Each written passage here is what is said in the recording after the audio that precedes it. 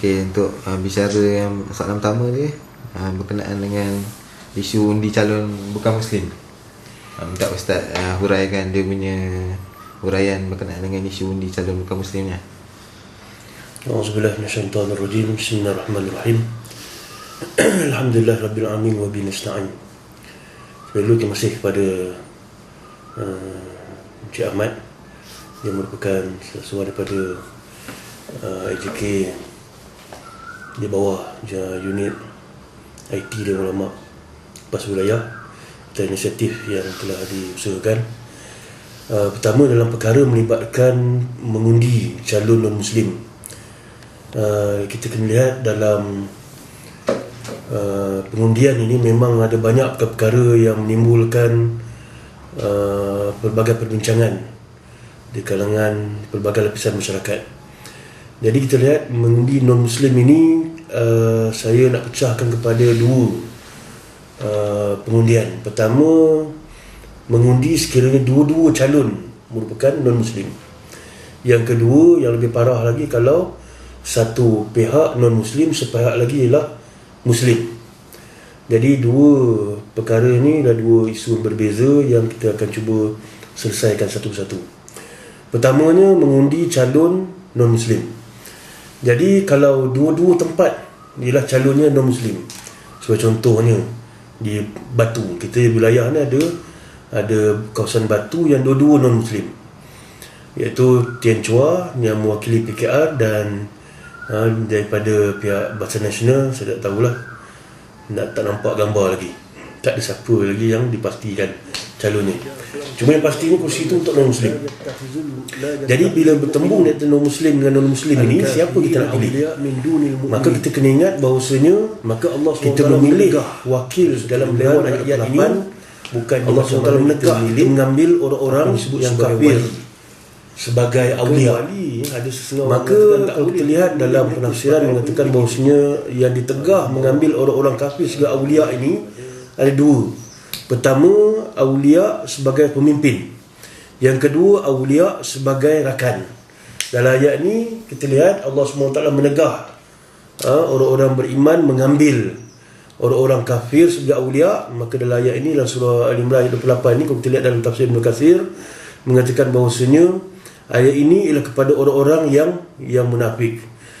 Maka Allah SWT menegah orang munafik ini mengambil orang-orang kafir sebagai awliya, iaitu orang kafir ketika itu, iaitu Yahudi dengan Nasrani. Mereka orang-orang munafik ini, mereka nak hentam Rasulullah. Maka mereka nak hentam, mereka bermasalah sebab mereka Islam. Maka dia menggunakan rakan sekutu dia.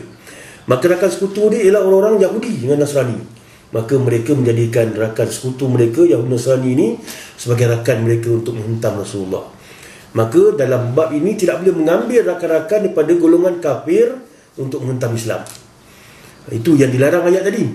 Sekarang ni kita mengambil di antara dua-dua kafir tadi, bukan sebagai wali pemimpin, tapi dia sangkut pada kawan ataupun sebagai pihak yang kita dokongi bersama.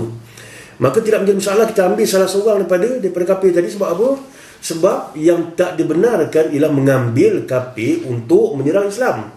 Macam mana yang dilarang kepada dalam ayat ni, ayat surah Al-Imran ayat 28 ini, Allah melarang orang-orang munafik tadi mengambil orang kafir, iaitu musyrik kafir Yahudi dengan Nasrani, sebagai rakan mereka untuk menghentam Islam.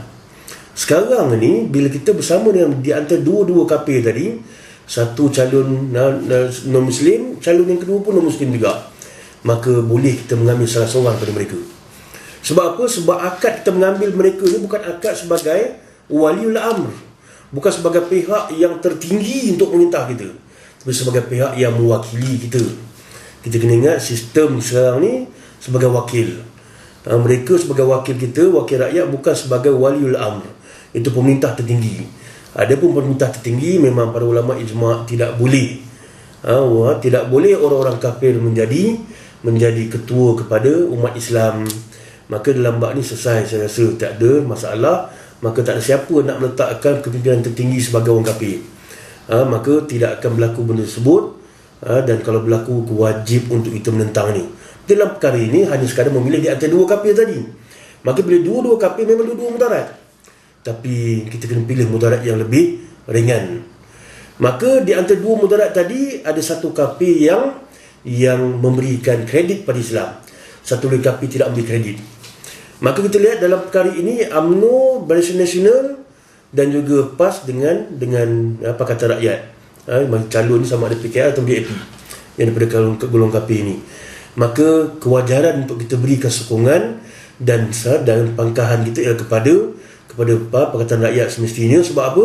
Bukan sebab kita ta'assub pada Pakatan Rakyat, tapi ini berdasar pada ilmu yang telah ditunjukkan oleh Allah dan Rasulnya. Sebab apa? Pertama, sebab mereka ini memberikan keuntungan kepada agama Allah Subhanahu Wa Taala. Jadi bila kita pangkah, itu bukan pangkah untuk kita memangkah kekafiran dia, tapi kita memangkah ataupun kita menyokong pada perkara yang nak mereka bawa, iaitu sebagai wakil kita untuk membawa segala masalah kita, segala keperluan kita ke pihak parlimen. Dalam bab ini juga Rasulullah SAW pernah memberikan wakil Rasulullah SAW untuk menguruskan keperluan Rasulullah kepada orang yang Rasulullah percaya. Maka sebagai contohnya, dalam peristiwa hijratun Nabi SAW, sebelum berlakunya hijratun Nabi SAW, berlakunya perjanjian Aqabah pertama dan kedua. Perjanjian Aqabah yang kedua ini, Rasulullah telah menyerahkan mandat kepada bapa saudara Rasulullah SAW, iaitu Abbas bin Abdul Muttalib. Abbas ketika itu masih kafir lagi. Maka Rasulullah mewakilkan Sayyidina Abbas bin Abdul Muttalib yang ketika itu masih kafir lagi untuk mewakili Rasulullah dalam bincangkan term and condition dalam Bai'atul Aqabah yang kedua. Maka tidak menjadi masalah kalau kita serahkan, wakilkan kepada non-Muslim dengan syarat non-Muslim tadi kita yakini dia berkemampuan untuk membawa keperluan-keperluan kita. Maka dalam perkara ini kita yakin sahabat-sahabat kita daripada Pakatan Rakyat mempunyai aspirasi yang sama untuk mengangkat keadilan. Maka kita menyokong keadilan tersebut, bukan menyokong akidah dia, tidak. Sama juga dengan Rasulullah SAW menyokong dalam peristiwa Hulful Fudul. Hulful Fudul bukan kita menyokong kekafiran dia. Bila Allah Jada'an menyeru kepada keadilan pada zaman Rasulullah, maka bila Allah Jada'an menyeru kepada masyarakat pada zaman itu untuk menegakkan keadilan, Rasulullah bersama dengan mereka.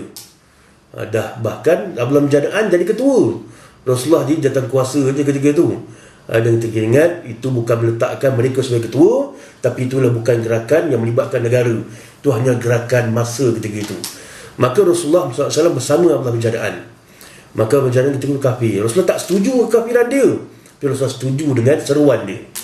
Maka itu maksudnya kita boleh bersama dengan mereka, menunjukkan boleh kita memberikan undi kita kepada mereka, bukan di atas dasar kekafiran dia, tapi atas dasar benda yang sama yang nak diperjuangkan. Maka di antara dua calon tadi, maka mereka mampu membawa keperluan kita di parlimen yang mereka akan wakili. Maka di situ kita perlu memilih dan salah satu di antara mereka. Maka kita lihat di antara Barisan Nasional dengan Pakatan Rakyat, maka jelas KP-KP dalam Barisan Nasional ini banyak yang membawa masalah kepada agama Allah Subhanahu Wa Taala. Jelas dalam MCA apa yang telah dilakukan oleh ketua MCA, presiden MCA kata macam-macam pada hudud. Maka kita lihat dia kata hudud itu akan membawa kepada kemunduran ekonomi, hudud akan menyebabkan kerja-kerja hilang dan sebagainya, dan ini semua pertikaian kepada agama Allah Subhanahu Wa Taala. Dan dalam masa yang sama, rakan-rakan kita dalam DAP, dia tidak mempertikaikan, dia hanya mengatakan hudud tak dapat dilaksanakan sebab bertentangan dengan perlembagaan. Mereka hanya bincangkan daripada sudut perlembagaan. Mereka tidak bersetuju sebab bertentangan dengan perlembagaan. Maka semangat ini semangat yang baik sebenarnya.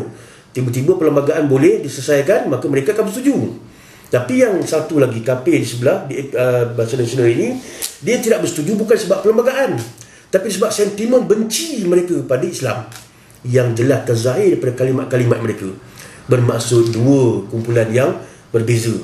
Maka sebab itulah saya sebagai Institusi Ulama Wilayah meminta supaya umat Islam yang sayangkan agama mereka perlu terlibat dengan pilihan raya, walaupun tempat tersebut mempunyai pemimpin-pemimpin yang akan dicalonkan yang mewakili mereka, bukan yang memimpin mereka di peringkat yang dasar, bukan Perdana Menteri, bukan apa. Cuma calon. Bila calon, tak perlu kita merosakkan ketangguhan tadi. Bahkan kita ada satu peluang untuk memberi undi kepada orang-orang yang tidak terlibat dengan kezaliman. Dan kalau kita bagi undi kepada mereka yang menyokong Barisan Nasional dan UMNO ini, mereka akan meneruskan kezaliman. Adapun kalau kita menyokong kepada calon Pakatan Rakyat, insya-Allah kita mempunyai moto yang sama untuk membawa keadilan dan juga membawa kepada perkara yang menghapuskan kezaliman.